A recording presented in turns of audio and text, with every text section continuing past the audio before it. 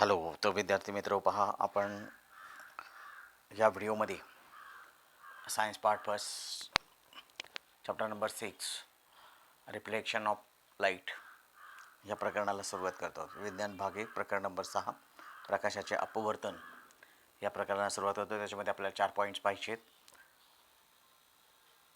ते 4 पॉईंट्स जे आहेत ते आपल्याला खाली दिलेले आहेत आणि त्याच्यामध्ये पहिला पॉईंट दिलेला आपल्याला reflection of light. Refraction of light हा पहिला पॉईंट आहे. त्याच्यानंतर पुढे लॉज ऑफ रिफ्लेक्शन वेगळं, रिफ्रॅक्शन वेगळं, हे नीट लक्षात द्यायचं आहे. त्याच्यानंतर पुढचा दिला आहे रिफ्रॅक्टिव्ह इंडेक्स आणि चौथा पॉईंट दिला आहे डिस्पर्शन ऑफ लाईट. पहिला पॉईंट घेतला आपण रिफ्रॅक्शन ऑफ लाईट, प्रकाशाचे अपवर्तन. दुसरा घेतला आहे लॉज ऑफ रिफ्रॅक्शन, ज्याला आपण अपवर्तनाचे नियम असं म्हणतो. आणि तिसरा पॉईंट घेतला आहे रिफ्रॅक्टिव्ह इंडेक्स, ज्याला आपण अपवर्तनांक असं म्हणतो. त्याच्यानंतर पुढे नंबर 4चा पॉईंट घेतला डिस्पर्शन ऑफ लाईट, प्रकाशाचे अपस्करण. असे 4 पॉईंट आपल्याला प्रकरणामध्ये पाहिजेत. Can you recall? तो भाग आपला अभ्यासक्रमातून बघण्यात आलेला आहे. We have seen that generally light travels in a straight line. आपण पाठीमागे इयत्ता 5पासून शिकत आलेलं प्रकाश किरण सरळ रेषेत जातात. साधारणपणे प्रकाश हा सरळ रेषेत प्रवास करत असतो, हे आपण पाहिलेलं आहे. Because of this, if an opaque object lies in its path, the shadow of the object is form. यामुळेच प्रकाशाच्या मार्गात जर एखादी अपारदर्शक वस्तू जर आली तर त्या ठिकाणी त्या वस्तूची छाया निर्माण होते किंवा ज्याला आपण सावली पडते किंवा सावली निर्माण होते असं पण म्हणतो. We have also seen in previous classes how these shadows change due to the change in relative position of the source of light and the object. ह्या भागामध्ये म्हणजे या लाईन्समध्ये काय म्हटलेलं आहे, निर्माण झालेल्या छाया स्रोतांच्या सापेक्ष असलेल्या वस्तूंच्या स्थानामुळे कशा बदलतात. म्हणजे वस्तू जर स्थान बदललं तर त्याची छायेची निर्मिती जी झालेली असते ती सुद्धा बदलते. स्रोत जो आहे तो स्रोत म्हणजे ज्याच्यापासून आपण सावली मिळवत आहोत, छाया मिळवत आहोत, तो स्रोत जो आहे त्या स्रोताच्या स्थानामध्ये बदल झाला की छायेमध्ये बदल होत असतो, हे आपण पाठीमागे पाहिलेलं आहे. आणि त्यामुळे आपण त्या छायांचे जे काय वेगवेगळे प्रकार जे आहेत ते प्रकार आपण पाठीमागच्या इयत्तेमध्ये अभ्यासलेले आहेत. आणि आपण सुद्धा कशी छायांची निर्मिती होते ते आपण सहजपणे आपण बऱ्याच वेळेला कळत नकळत आपण ते प्रयोगसुद्धा केलेले असतात, ते आपल्याला माहिती नसतात. But light can be under some special circumstances as we will see below. इथे काय म्हटलं की परंतु काही विशिष्ट परिस्थितीमध्ये प्रकाशकिरण वाकूही शकतात, हे आपण पाहणार आहोत. म्हणजे प्रकाशकिरण जे आहे ते प्रकाशकिरण बेंड होतात किंवा ते मार्ग बदलतात. हे कधी बदलतात, केव्हा बदलतात, कसे बदलतात, तो भाग आपण पुढे पाहणार आहोत. त्यानंतर आपण पुढे जातोया रिफ्रॅक्शन ऑफ लाईट, महत्त्वपूर्ण भागाला आपण आता सुरुवात करत आहोत. रिफ्रॅक्शन ऑफ लाईट, त्याच्यामध्ये आपल्याला ॲक्टिव्हिटी दिल्या आहेत. इथे ते ट्राय दिस जो भाग दिलेला आहे तो भाग आपल्याला अभ्यासक्रमातून वगळण्यात आलेला आहे. Refraction of light, try this material दिलेले ग्लास, त्यानंतर five rupees coin, pencil, metallic vessel वगैरे इत्यादी असे आपल्याला दिलेले आहेत. तर त्याच्यामध्ये आपल्याला काय सांगितलेलं आहे ते आपल्या ॲक्टिव्हिटी ही जी आहे ते ट्राय दिस आपला तो वगळण्यात आलेला आहे. पण त्याच्यामध्ये आपण एक साधारण त्याच्यावरती चर्चा करूया. पहिली आपण ॲक्टिव्हिटी घेतो. Activity number first, take a transparent glass and fill it with the water. Dip some portion of a pencil vertically in water and observe the thickness of the portion of the pencil in water. Now keep the pencil inclined in water surface and observe its thickness. आता इथे आपल्याला काय सांगितलं आहे की पाण्याने भरलेले एक काचेचा ग्लास घ्यायचा आहे. त्याच्यानंतर पुढे आपल्याला त्याच्यामध्ये काय करायचं, पाण्याने भरलेले एक काचेचा ग्लास घ्या. हा पहिली ॲक्टिव्हिटी घेतली आपण. नंतर दुसऱ्या त्याच्यामध्ये काय सांगितलं आहे, त्यात पेन्सिल उभी करून अर्धवट बुडवा व पाण्यात बुडवलेल्या भागाच्या जाडीचे निरीक्षण करा. हा सेकंड पार्ट सांगितलेला आपल्याला. आणि तिसऱ्या पार्टमध्ये सांगितलं आहे की आता पेन्सिल तिरकी ठेवून तिचे निरीक्षण करा, असा भाग सांगितलेला आहे. इथे आपल्याला जी ॲक्टिव्हिटी करायला सांगितली त्या ॲक्टिव्हिटीमध्ये आपल्याला काय करायचं, एक ग्लास घ्यायचा आहे. इथे आपण एक ग्लास घेऊया. हा ग्लास आहे असं इमॅजिन करा. त्याच्यानंतर पुढे हा जो ग्लास जो आहे त्या ग्लासला आपल्याला काय करायचं, पाण्याने भरून घ्यायचं आहे. म्हणजे आता इथे ही ग्लासाचं वरचा तोंडाचा भाग आहे असं आपण इथे करूया. त्याच्यानंतर पुढे आता काय करायचं, आपल्याला त्याच्यामध्ये एक पेन्सिल ठेवायची आहे. ती पेन्सिल ठेवण्यापूर्वी आपल्याला काय करायचं, हा संपूर्ण ग्लास जो आहे तो काय करायचा आपल्याला पाण्याने भरून घ्यायचा आहे. इथे आपल्याला त्याच्यामध्ये पाणी घ्यायचं आहे. इथे अशा पद्धतीने आपण त्याच्यामध्ये पाणी घेणार आहोत आणि पाणी घेतल्यानंतर पुढे आपल्याला काय करायचं आहे, त्याच्यामध्ये पाणी घेतल्यानंतर पुढे आपल्याला एक पेन्सिल त्याच्यामध्ये ठेवायची आहे. ती पेन्सिल ठेवताना आता इथे पहिला जो भाग जो आहे ते ह्या पोझिशनपर्यंत आपण ग्लासची पातळी पाण्याची पातळी घेतलेली आहे. त्याच्यामध्ये आता पेन्सिल ठेवताना आपल्याला काय करायचं बा, ही जी पेन्सिल जी आहे ती पेन्सिल मी अशी इथे घेतलेली आहे असं आपण इमॅजिन करूया. आणि नंतर मग त्याच्यामध्ये त्या पेन्सिलचा पाण्यामध्ये बुडालेला भाग जो आहे तो कसा बेंड होतो हे आपल्याला इथे पाहायला मिळणार आहे. ॲक्च्युली ती पेन्सिल तुम्हाला कशी दिसायला पाहिजे ना, अशी पूर्णपणे स्ट्रेट दिसायला पाहिजे. ती स्ट्रेट न दिसता इथे ह्या भागाजवळ तुम्हाला ती काहीशी बेंड झाल्याचं पाहायला मिळणार आहे. ह्या भागामध्ये म्हणजे तिथे वरती हवा आणि खाली पाणी असे दोन माध्यम आहेत, म्हणजे माध्यमातून दुसऱ्या माध्यमात प्रकाश करत गेला आहे असं इथे सिद्ध होतं. म्हणजे तिथे जर तुम्ही पाहिलं तर ही पेन्सिल जी आहे ती पेन्सिल अशी सरळ या पद्धतीने इकडे खाली यायला पाहिजे नव्हती. ती तशी न जाता ती अशी आपल्याला दिसते, म्हणजे इथे बेंड झाल्यासारखं दिसतं. पेन्सिलची ॲक्च्युली कंडिशन जी आहे ती अशी आहे, पण ती पाण्यात असल्यामुळे आपल्याला या पद्धतीने दिसते. हा एकूण भाग इथे क्लिअर झाला. त्याच्यानंतर पुढच्या ॲक्टिव्हिटीकडे जातो. पण सेकंड ॲक्टिव्हिटी दिली, Cape A ₹5 coin in A metallic vessel. आता आपल्याला काय करायला सांगितलं, एका धातूच्या भांड्यामध्ये ₹5 नाणे ठेवा. Slowly go away from the vessel. नंतर पुढे भांड्यापासून आपल्याला काय करायचं, हळूहळू दूर जायचे. Stop at the place when the coin disappears. आता अशा ठिकाणी थांबायचे की ज्या ठिकाणी नाणे आपल्याला दिसण्याचे होणार आहे. नंतर पुढे काय करायचं, keep looking in the direction of the coin. नंतर पुढे आपल्याला तुम्ही त्या नाण्याच्या दिशेने पाहत राहायचं, तुम्ही तुमची जागा बदलायची नाही. त्याच्यानंतर पुढचा भाग सांगितलेला नंबर 5चा सांगितलेला आहे, ask a friend to slowly fill water in the vessel. You will be able to see the coin once the level of the water reaches and coin certain height. Why does it happens. आता इथे आपल्याला काय सांगितलेलं आहे की एका मित्राला त्या भांड्यामध्ये किंवा त्या ग्लासामध्ये नाण्याला धक्का न पोचेल अशा पद्धतीने हळूहळू त्याच्यामध्ये पाणी होताना सांगायचे. पाण्याची पातळी एका विशिष्ट स्तरापर्यंत आल्यानंतर नाणे परत तुम्हाला दिसू लागेल. आता असा एकूण भाग जो सांगितलेला आहे त्यासाठी मी पुन्हा एकदा एक दुसरा आकृतीचा भाग स्केच करतो. इथे आपण इथे हे एक भांडं घेतल्याचं पण कंपॅरिझन करूया. त्याच्यानंतर पुढे जे खाली तळाला जे नाणं जे आहे ते नाणं इथे आपण ठेवलेलं आहे असं हे करूया. आणि वरचा जो भाग जो आहे तो ग्लासाचं हे तोंड आहे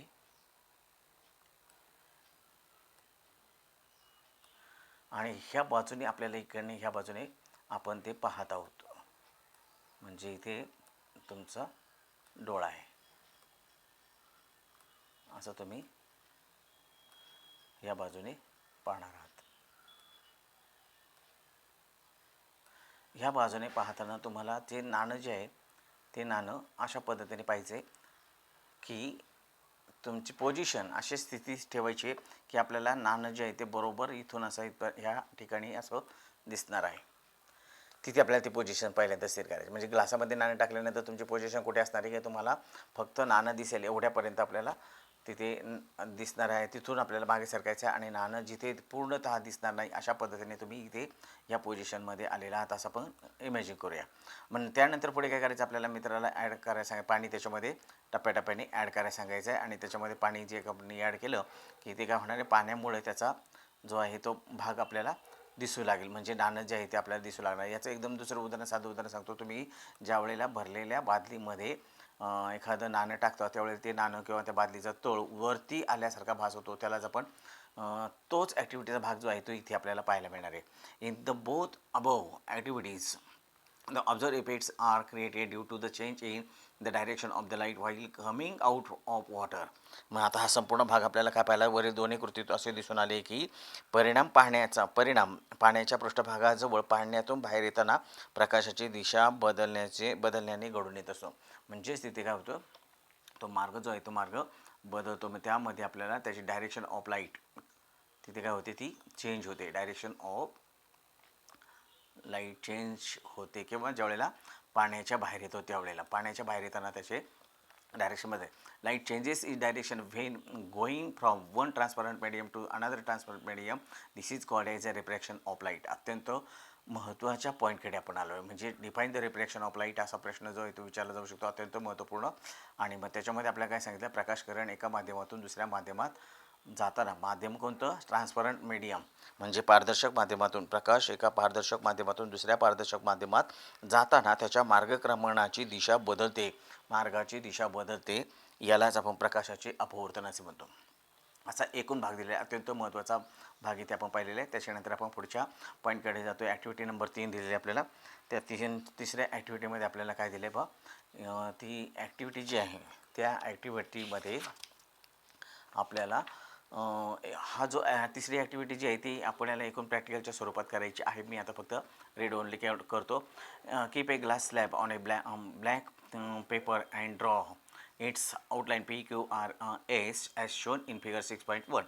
ड्रॉ. आता इथे आपल्याला पहिलं विधान दिलं की काय करायचं आपल्याला, एक काचेची स्लिप जी आहे ती काचेची चिप आपल्याला कागदावरती ठेवायची आहे. पेन्सिलच्या सहाय्याने तिच्या कडा आखून घ्यायच्या आहेत आणि त्याच्या चारही कोपऱ्यांना आपल्याला PQRS या पद्धतीने लेबलिंग करायचं आहे.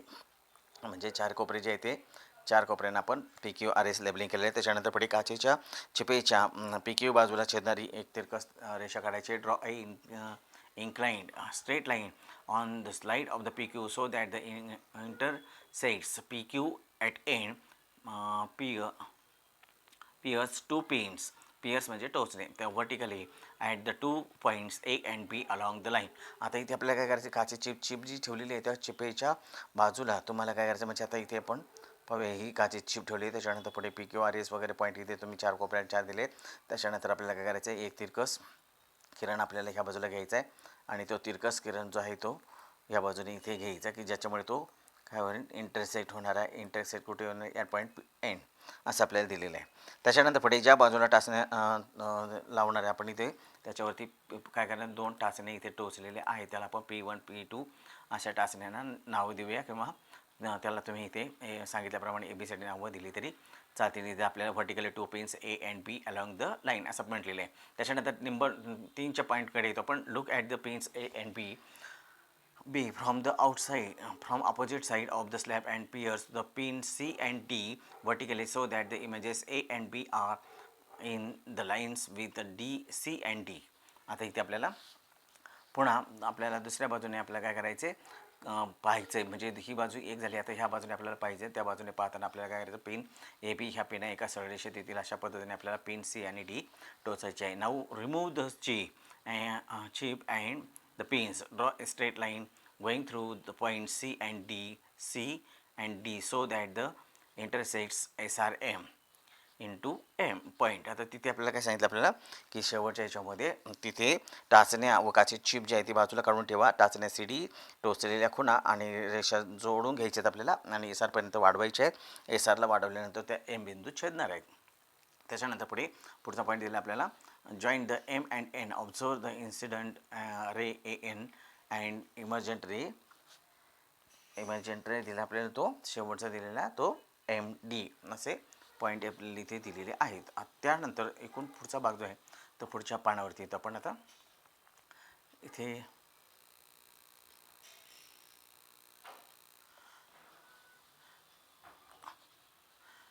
the first refraction occurs when the light ray enters the glass from air N on the slide PQ, and second refraction occurs when the light enters in air through glass at M on the side SR. For the first refraction, the angle of incidence is I, and while for the second it is I1. The angle of refraction at N, that is R. आता संपूर्ण भाग जो आहे तो संपूर्ण भाग कसा झाला पहा, इथे ह्या आकृतीच्या माध्यमात ही जी आकृती दाखवलेली आपल्याला त्या आकृतीचा आपण थोडासा झूम करूया आणि त्या आकृतीतून आपण पाहूया. त्याच्यावरती काय आपल्याला आतापर्यंत जी माहिती दिली आपण ती माहिती पाहूया.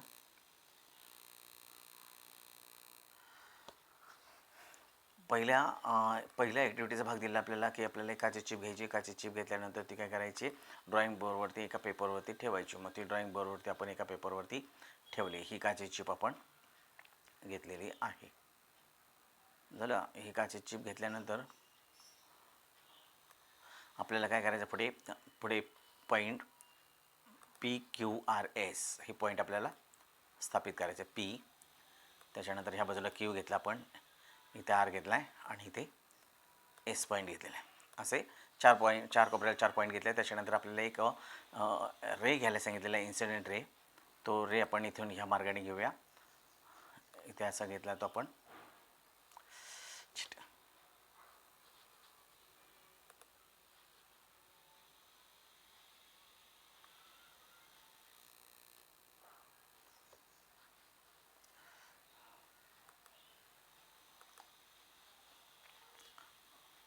परत एकदा आपण ती काचेची चिप घेऊया. इथे काचेची चिप घेतली आहे.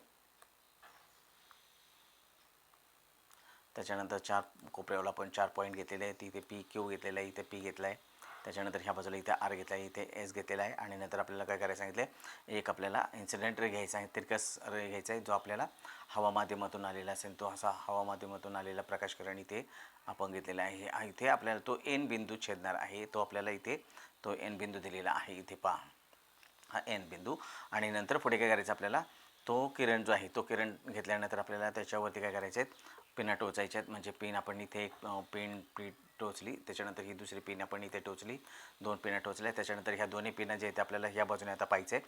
आणि ह्या बाजूने पाहताना ते प्रकाशकिरण जे आहेत, म्हणजेच पिन P1 आणि P2, ज्याला आपण A आणि B असे नावं दिलेली आहेत, त्या दोन्ही पिना आपल्याला ह्या दुसऱ्या बाजूने अशा पद्धतीने पाहिजे आहेत की त्या एका सरळ रेषेत येतील. इथे आपल्याला काचेच्या चिपेतून पाहिजे, काचेच्या चिपेच्या वरून पाहायचं नाही आहे, हे लक्षात ठेवायचं. काचेच्या चिपेतून पाहिल्यानंतर तुम्हाला इथे ह्या पद्धतीने असा दुसरा जो रे जो आहे तो तुम्हाला इथे मिळणार आहे, की त्या रेवरती आपल्याला काय करायचं, पिन P3 आणि पिन P4 या पद्धतीने टोचायचे. म्हणजे पिन C आणि पिन D ह्या पिना अशा टोचायच्या आहेत की जेणेकरून पहिली A, B, C आणि D म्हणजे पिन P1, P2, P3 आणि P4 या चारही पिनं एका सरळ रेषेत दिसतील अशा पद्धतीने आपल्याला टोचायच्या.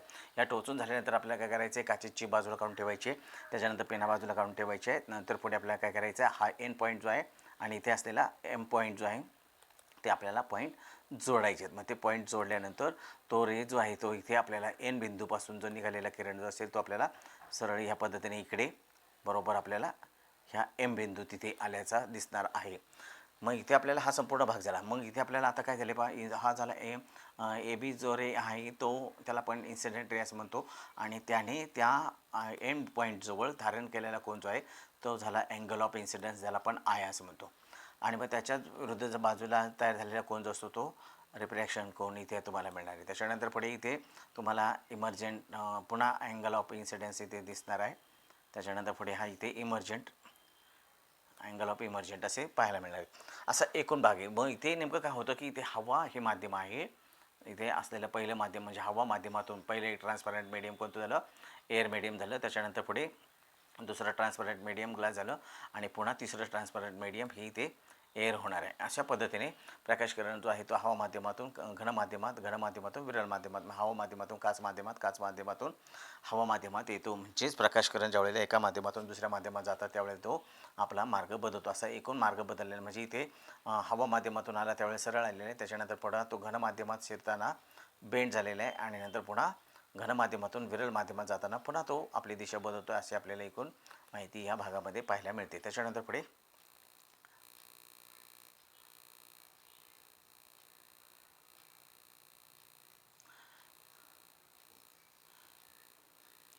यूज युअर ब्रेन पॉवर, तो भाग आपला अभ्यासक्रमातून वगळण्यात आले आहे. त्याच्यानंतर पुढे लॉज ऑफ रिफ्रॅक्शन. आता लॉज ऑफ रिफ्रॅक्शन त्याच्यामध्ये काय माहिती दिली पहा, त्या लॉज ऑफ रिफ्रॅक्शन अत्यंत महत्त्वाचा पॉईंट आपण आलेला, पण त्याच्या 2 आपल्याला महत्त्वाचे पॉईंट दिलेले आहेत. लॉज ऑफ रिफ्रॅक्शन त्याच्यामध्ये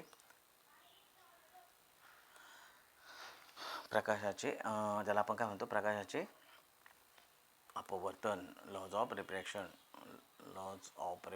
प्रकाशाचे अपवर्तन. त्याच्यामध्ये काय माहिती दिली ते पाहू आपण. Let us study the light ray entering a glass slab from air as shown in figure 6.2. Here AN is the incident ray and NB is the refracted ray.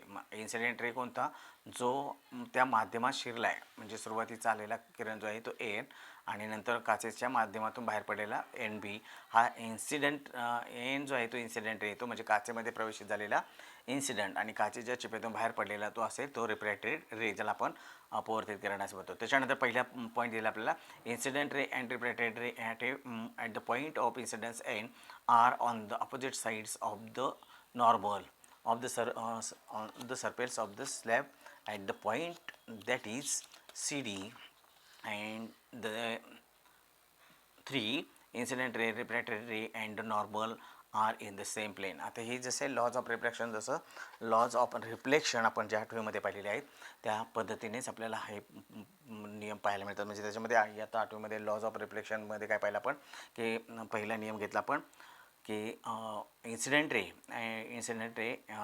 Reflected ray and normal lie in a same plane पहिला घेतलेला होता.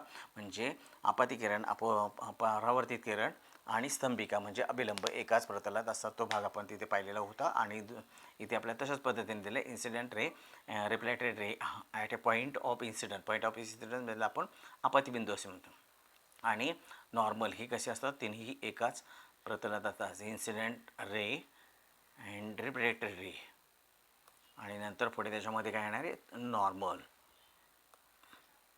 आरला in a same plain एकाच प्रतलात असतात. त्याच्यानंतर second घेतो आपण, for a given pair of media here air and glass the ratio of sine i to sine R is constant. त्याचा रेशो जो आहे म्हणजे गिवन पेअर ऑफ मीडिया म्हणजे दिलेल्या जोडीचा अपवर्तनांक जो असेल, तो कोणत्या जोडी असेल त्याला पारदर्शक माध्यम, ते दोन माध्यमांचा अपवर्तनांक जो आहे तो रेशो, त्याचा जो काय असतो तो ratio sine I upon sine R is equal to कॉन्स्टंटमध्ये देतो, तुम्हाला कॉन्स्टंट पाहायला मिळणार आहे. म्हणजे त्याचा अपवर्तनांक जो आहे तो दिलेल्या दोन माध्यमांचा अपवर्तनांक हा स्थिर असतो असं इथे आपल्याला सांगितलेलं आहे.